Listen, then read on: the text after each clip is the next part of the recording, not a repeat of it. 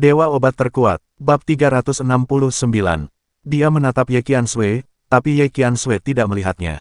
Suasana di kantor tiba-tiba menjadi sedikit tak terlukiskan. Lin Yi menjulurkan lidahnya dan menjilat es krim di bibirnya. Sejenak dia tidak tahu harus berkata apa. Dering, dering, dering. Saat dia ragu harus berkata apa, ponsel Lin Yi berdering.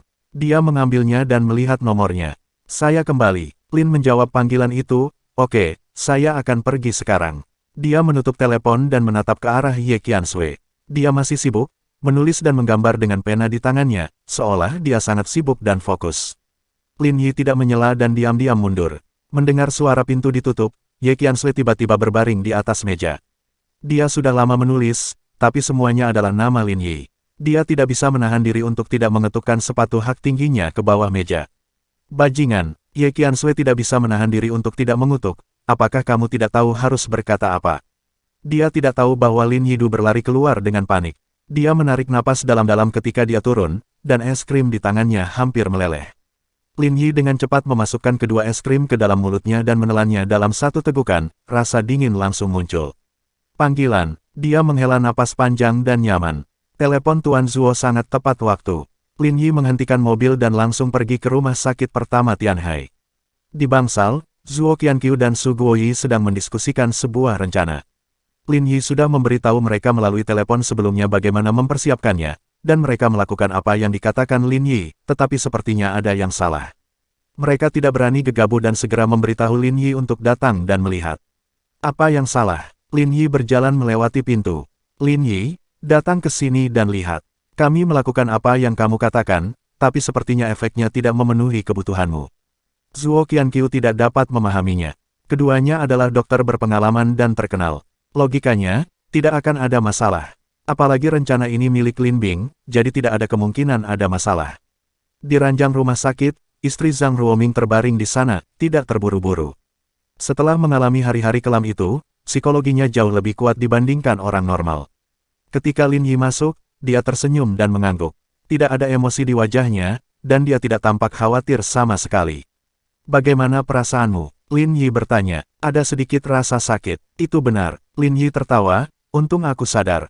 Tetapi meridiannya tidak merespons, dan aliran darah di bawah lututnya sangat lambat. Saya meminta seseorang melakukan CT scan, dan di bawah angiografi, tidak ada penyumbatan. Zuo Qianqiu tidak mengerti. Tidak ada emboli di pembuluh darah dan tekanan darah normal, lalu mengapa tidak bisa mengalir normal ke tungkai bawah? Bahkan Su Guoyi tidak mengetahui alasannya. Keduanya mendiskusikannya sebentar dan memutuskan untuk membiarkan Lin Yi menanganinya untuk menghindari penundaan. Apakah benar-benar tidak ada penyumbatan? Lin Yi berkata, beberapa hal tidak dapat difoto. Dia mengulurkan jari-jarinya dan menekan Susanli sedikit lebih keras. Istri Zhang Ruoming tiba-tiba sedikit gemetar dan tidak bisa menahan untuk tidak mendengus. Itu menyakitkan. Dia berbisik. Bagaimana dengan di sini? Lin Yi mengklik titik akupuntur lainnya. Ini lebih menyakitkan. Kalau begitu di sini lebih baik, tidak sesakit di dua tempat tadi. Zuo Qianqiu dan Su Guoyi menatap ke arah yang ditunjuk jari Lin Yi, mata mereka semakin cerah. Jadi begitu, Su Guoyi menepuk kepalanya dan saling memandang dengan Zuo Qianqiu. Mereka berdua merasa tercerahkan, saya tidak menyangka urutannya berbeda dan reaksinya sangat berbeda. Saya mengerti, Tuan Zuo, bagaimana dengan Anda? Aku juga mengerti, Lin Yi masih yang terbaik. Hahaha. Kedua lelaki tua itu tersenyum bahagia, seolah-olah anak-anak mendapat permen. Oke, jangan tertawa, karena kita semua di sini, lakukan saja. Lin Yi melambaikan tangannya, mengetahui bahwa istri Zhang Ruoming telah lama menunggu hari ini. Sekarang dia ada di sini, mari kita obati dia dulu. Selama perawatan, akan ada rasa sakit. Jika kamu tidak tahan lagi, katakan padaku bahwa kita bisa istirahat sebentar. Lin Yi menjelaskan, tentu saja pengobatan seperti ini akan memakan waktu beberapa kali, dari ringan ke berat, lalu dari parah ke ringan. Ini akan memakan waktu sekitar 1 bulan, jadi Anda harus siap mental. Oke, aku tahu. Setelah apa yang perlu dikatakan, Lin Yi meminta Zuo Qianqiu dan yang lainnya untuk mulai mengambil tindakan. Yang mengejutkannya adalah istri Zhang Ruoming tidak mengucapkan sepatah kata pun selama seluruh proses perawatan. Meskipun terkadang rasa sakitnya sangat parah, dia hanya mengepalkan tinjunya erat-erat, mengerucutkan bibir, dan tidak berkata apa-apa. Hanya saja ekspektasi dan harapan di matanya semakin kuat. Setelah perawatan pertama, Lin Yi kembali dan meminta Zuo Qianqiu mengatur seseorang untuk merawatnya dengan baik. Di sini Lin Yi secara aktif membantu istri Zhang Ruoming untuk berobat, tetapi di sana keadaan Zhang Ruoming berbeda, dan dia segera memasuki kondisi kerja yang telah lama hilang. Saran saya, video promosi semacam ini bisa dijadikan serial, dan pendekatan progresif akan membuatnya lebih mengesankan. Zhang Ruoming mengkomunikasikan rencana tersebut dengan Lin Yuzhen dan staf departemen propaganda lainnya. Singkatnya, tujuan publisitas adalah untuk menyebarkan berita secara luas, dan membuat mereka yang melihatnya sekilas mengingatnya, atau bahkan terkesan. Oleh karena itu, setiap kata, setiap suara, musik latar, dan juru bicara Anda, perilakumu dan bahkan matamu sangatlah penting. Hanya dari kalimat ini, Anda dapat mengetahui bahwa Zhang Ruoming memiliki persyaratan yang sangat tinggi untuk memahami detail. Lin Yuzhen mengangguk. Dia telah siap secara mental dan tahu bahwa Zhang Ruoming adalah orang yang sangat ketat, tetapi ini adalah pertama kalinya anggota staf departemen propaganda Ye berhubungan dengannya. Setelah mendengar ini, mereka merasa akan ada banyak masalah di tempat kerja. Mereka hanya mendengar bahwa Zhang Ruoming memiliki temperamen yang buruk. Jika mereka tidak dapat memenuhi persyaratannya, akan sangat melelahkan untuk bekerja sama. Setiap orang, Zhang Ruoming sepertinya mengetahui hal ini. Dia menatap semua orang dan berkata sambil tersenyum, saya memiliki persyaratan yang sangat tinggi, dan saya tidak akan menurunkan standar saya karena siapapun. Anda mungkin berpikir bahwa bekerja seperti ini akan sangat melelahkan. Tapi tolong percayalah, ketika Anda melihat efek akhir yang sempurna, Anda pasti akan merasa bahwa semuanya sepadan. Jika Anda memiliki saran atau pendapat di tempat kerja, Anda dapat menyampaikannya kepada saya. Yang saya harapkan adalah semua orang dapat bekerja sama dan melakukan yang terbaik untuk hasil terbaik. Saudara dan saudari kita di Departemen Publisitas adalah kekuatan utama dalam promosi merek Ye. Kata-katanya membuat para karyawan tersebut merasa terinspirasi. Zhang Ruoming hanyalah orang luar yang diundang menjadi direktur, dan mereka adalah karyawan Yip. Namun, sikap Zhang Ruoming adalah dia menganggap dirinya sebagai orang Yip dan bekerja keras dengan sepenuh hati. Bagaimana mereka berani mempertimbangkan apakah itu kerja keras atau tidak? Sikap ini langsung menulari semua orang. Lin Yuzhen duduk di samping dan tidak mengatakan apa-apa, tapi dia bisa merasakan bahwa tim darurat ini berkumpul sekaligus, dan efek ini semua karena Lin Yi.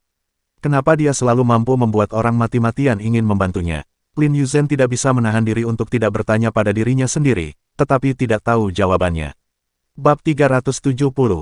Tampaknya siapapun yang melakukan kontak dengan Lin Yi akan sulit untuk tidak terkesan dengan pesonanya. Tentu saja, Lin Yuzhen tidak tahu bahwa meskipun beberapa orang tidak terkesan dengan pesona Lin Yi, mereka akan terkesan dengan tinjunya. Yuzhen, Zhang Ruoming melihat Lin Yuzhen dalam keadaan linglung dan berteriak lagi. Hah, oh, Lin Yuzhen kembali sadar dan meminta maaf. Pada kesempatan penting seperti itu, dia benar-benar teralihkan memikirkan Lin Yi. Maaf, saya baru saja memikirkan sesuatu. Tidak masalah, saran saya adalah pergi ke Shanghai. Ada studio terbaik di sana. Semua yang kami butuhkan tersedia di sana. Bagaimana menurut Anda? Zhang Ruoming tidak peduli, dia hanya ingin menyelesaikan sesuatu. Saya tidak punya pendapat. Lin Yuzhen sedikit terkejut. Menurut rumor yang beredar, Zhang Ruoming tidak akan menanyakan pendapat orang lain. Namun kini, ia justru rela meminta pendapat semua orang. Melihat tidak ada yang keberatan, Zhang Ruoming menarik napas dalam-dalam dan berkata sambil tersenyum, karena semua orang setuju, mari kita buat keputusan ini. Anda kembali dan bersiap-siap. Kami akan berangkat besok. Dia tidak ingin membuang waktu. Karena Lin Yi mengatakan waktu sangat mendesak, dia akan menggunakan waktu tercepat untuk mendapatkan hasil terbaik. Ya, semua orang di ruang konferensi bubar. Zhang Ruoming bangkit, berbalik dan pergi ke rumah sakit untuk memberitahu istrinya tentang hal ini. Dia dirawat di sini, dan Zhang Ruoming merasa lega. Dan pada saat yang sama, Shanghai, Ning Xuan mendambakan Lin Yi dan tidak mau menyerah karena penolakan Lin Yi. Selama bertahun-tahun, dia tidak pernah bisa mendapatkan apa yang diinginkannya. Tuan Ning, begitu Lin datang ke Shanghai, dia hanya melakukan kontak dengan keluarga Chen. Sepertinya dia ada urusan bisnis. Keluarga Chen yang mana? Ning Xuan bertanya. Dia orang di industri hiburan, Chen Gang. Ingatkan kamu, sebelumnya ada film yang diproduksi oleh keluarga mereka. Kepala pelayan itu tersenyum. Dia tahu betul bahwa peran film itu bukan untuk berkontribusi pada tujuan sastra dan seni, tetapi untuk tujuan lain. Chen Gang sangat mampu, tetapi di mata orang-orang seperti mereka, dia tidak lebih dari sebuah alat. Shanghai memiliki hierarki yang jelas dan cukup kuat untuk menghancurkan orang sampai mati. Tapi biasanya, tidak ada yang mau repot dan membuang energi tanpa alasan. Setiap orang hanya mencari uang dan kerja sama yang saling menguntungkan. Ning Xuan tertawa saat mendengar itu adalah Chen Gang. Kebetulan sekali keluarga Chen memiliki hubungan dengan Lin Yi, tapi saya ditolak oleh Lin Yi. Ini agak tidak bisa dijelaskan. Ning Xuan mengeluarkan ponselnya dan menemukan bahwa dia bahkan tidak memiliki nomor Chen Gang. Kepala pelayan sudah bersiap. Dia mengeluarkan kartu nama dan menyerahkannya kepada Ning Xuan. Chen Gang sangat beruntung Ning Xuan meneleponnya. Sanjungannya selalu mengejar waktu tanpa meninggalkan jejak. Ning Xuan memutar nomor di atas, dan butuh beberapa saat hingga ujung telepon yang lain terhubung, dengan nada yang sangat tenang. Yang mana? Itu suara Chen Gang. Saya Ning Xuan. Ning Xuan setengah menutup matanya.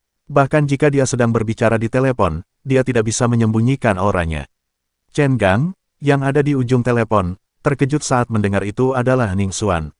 Ini adalah bos besar di lingkaran bawah tanah Shanghai. Kenapa dia menyebut dirinya sendiri? Ternyata itu Tuan Ning. Halo. Saya sudah lama mengenal Tuan Ning. Saya ingin tahu apakah Tuan Ning menelepon saya untuk sesuatu. Chen Gang sangat sopan, dan dia juga harus sopan. Keluarga Chen baik-baik saja di industri hiburan, tetapi Anda harus berhati-hati saat berurusan dengan orang-orang di lingkaran bawah tanah ini, karena mereka akan mematuhi aturan yang mungkin tidak berlaku bagi orang-orang di lingkaran bawah tanah. Itu adalah sesuatu yang aku ingin merepotkan Saudara Chen. Ning Xuan tersenyum dan berkata, Saudara Chen, ingin mendekatkan jarak. Saya mendengar bahwa Saudara Chen baru-baru ini menjalin kerja sama bisnis dengan Ye dari Tianhai. Tuan Ning sangat berpengetahuan. Ini hanya urusan bisnis sederhana. Chen Gang tidak ingin berkata lebih banyak. Apakah Tuan Ning tertarik dengan industri hiburan? Saya tertarik pada orang. Ning Xuan tahu bahwa orang-orang seperti Chen Gang juga berpengalaman, dan berbicara secara tidak langsung hanya membuang-buang waktu. Lin Yi datang menemuimu beberapa hari yang lalu, kan? Aku tertarik padanya. Jantung Chen Gang berdetak kencang. Lin Yi. Mengapa Ning Xuan menargetkan Lin Yi? Tiba-tiba dia tidak tahu harus berkata apa. Karena dia punya hubungan keluarga dengan Lin Yi, dia harus ekstra hati-hati dengan kata-katanya. Jika kakak Chen mempunyai hubungan dengan Lin Yi, bisakah kamu memperkenalkannya kepadaku? Aku ingin berteman dengannya. Ning Xuan berkata, Saudara Chen, kamu harus memberi saya wajah ini. Chen Gang segera memahami arti kata-kata Ning Xuan. Ini bukan meminta bantuan, itu hanya ancaman. Di Shanghai, siapa yang tidak kenal Ning Xuan? Siapa yang tidak berani memberinya wajah? Bahkan keluarga besar di lingkaran atas memiliki pemikiran yang sama dengan Ning Xuan dan tidak memiliki pengaruh satu sama lain. Mereka lebih suka menyinggung pria daripada penjahat. Ning Xuan benar-benar penjahat, tapi Chen Gang benar-benar tidak berani memberikan wajah ini, dan tidak bisa memberikannya padanya. Tuan Ning, Anda mungkin salah paham. Lin Yi dan saya saling kenal, tapi kami tidak memiliki banyak persahabatan. Saya khawatir saya tidak bisa merekomendasikan dia kepada Tuan Ning. Chen Gang berkata langsung, jika Tuan Ning ingin mengenalnya, saya khawatir dia harus mencari orang lain untuk membantunya. Chen tidak dapat membantu Anda. Setelah mendengar penolakan Chen Gang, wajah Ning Xuan tiba-tiba menjadi gelap. Saudara Chen, tidak bisa membantu, atau tidak mau membantu. Ada sedikit nada dingin dalam nada suaranya, yang jelas-jelas mengancam. Maaf, aku benar-benar tidak bisa membantu. Chen Gang berkata, saya tidak memiliki wajah sebanyak itu. Jika ada masalah di industri hiburan, Chen mungkin masih memiliki beberapa kemampuan. Dalam hal ini, Tuan Ning memang menemukan orang yang salah. Saya harap Tuan Ning memaafkan saya. Dia menolak dengan sederhana, tetapi juga dengan sopan, tidak ingin menyinggung perasaan orang seperti Ning Xuan. Tapi dia tidak menyangka dengan menolaknya, dia akan menyinggung perasaannya. Ning Xuan tidak mengatakan apa-apa, mencibir 2 kali dan menutup telepon. Tuan Ning, Chen Gang ini agak cuek dengan pujian. Begitu Lin datang ke Shanghai, dia hanya pergi ke keluarga Chen, dan secara pribadi ditemani oleh putranya Chen Fan. Siapa yang percaya bahwa mereka berdua tidak memiliki persahabatan? Pengurus rumah tangga mengipasi api, saya pikir Chen Gang takut Tuan Ning akan mengambil tindakan dan merebut master seperti Lin Yi, dan peluang keluarga Chen-nya akan hilang. Ning Xuan melirik pengurus rumah tangga, dengan tatapan kejam di matanya.